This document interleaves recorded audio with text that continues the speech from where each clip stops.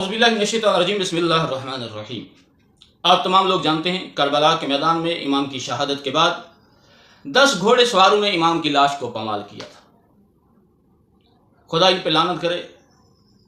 इनके नाम सुनिए और मैं आपको नाम बताता हूँ वो कौन कौन से मरदूद और मलूम थे जिन्होंने इमाम की घोड़े की टापू से लाश को पमाल किया था। अल्लामा नजफी सआदत दरैन में लिखते हैं जब लाश पमाल की गई ना, सीने की हड्डियां इमाम की पुश्त के साथ जा मिली। खुदा इन पे लानत करे जिन्होंने ये जुल्म किया।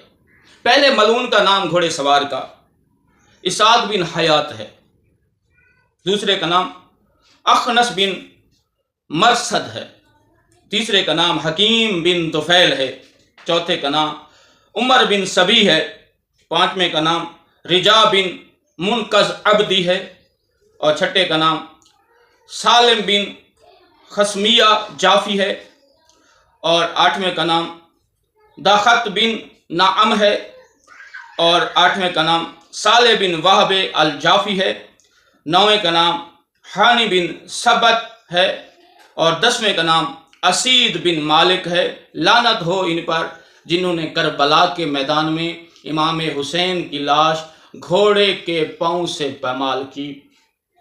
और पमाल करने से पहले इन लोगों को मलऊन उमर साद ने कहा था कि सबसे पहले घोड़ों की नालैनें तेज करो, अगर तेज हो सकती हैं तो तेज करो वरना घोड़े की नैलें नई लगा लो ताकि इमाम की लाश ज्यादा से ज्यादा पमाल हो। मैं पहले भी अर्ज कर चुका हूं, जब भाई के लाश पर बहन आई